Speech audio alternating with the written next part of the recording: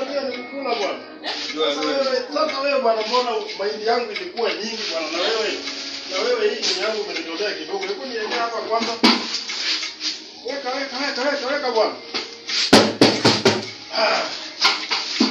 Haikuwa hivi.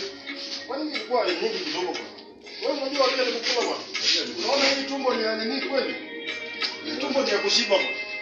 Kwa hiyo sasa wewe unanifanyia hivyo bwana. Hii chakula imekuwa kidogo sana na unaona tumekula mahindi. Vipi mzimbipi? Yaani usikia tu. Asante sana umekuja. Sasa bwana nilikuwa nimesiaga. Yes. Unajua juzi serikali ilikuwa imepandisha sana unga bwana. 250. Kwani kuulize? Just imagine 250. 250. Just imagine. Unga moja. Lakini saa hizi nimefurahia sana juu nyumbani. Nyumbani sasa hivi kwa moja tunanunua hii tena. Sasa ndio nimeenda nyumbani juzi. Nimeleta unga.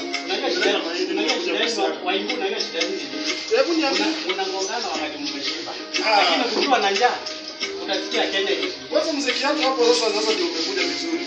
Unajua ni kwa nini? Nishukuru sana hii serikali. Unajua ni kwa nini?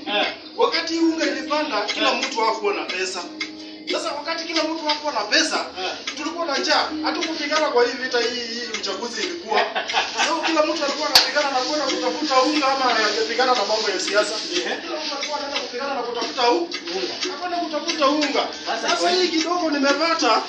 Najua hii ni ya siku 3. Lakini saa nyingine bana, ukwende na hii ni ya siku 3 tu. Hata alikuwa anapigia bibi ni yeye anatuma kwa kijiji. Haya hapana. Waibu ndio wanasema kwa kijiji. Bibi atakuja kukata kidogo apeleke kwao.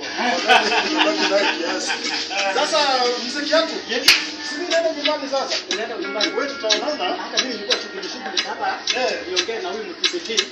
Hata mimi nilikuwa kama nitakuja kushaka. Yes. Haya. Thank you for watching my channel. Also subscribe, watch and like.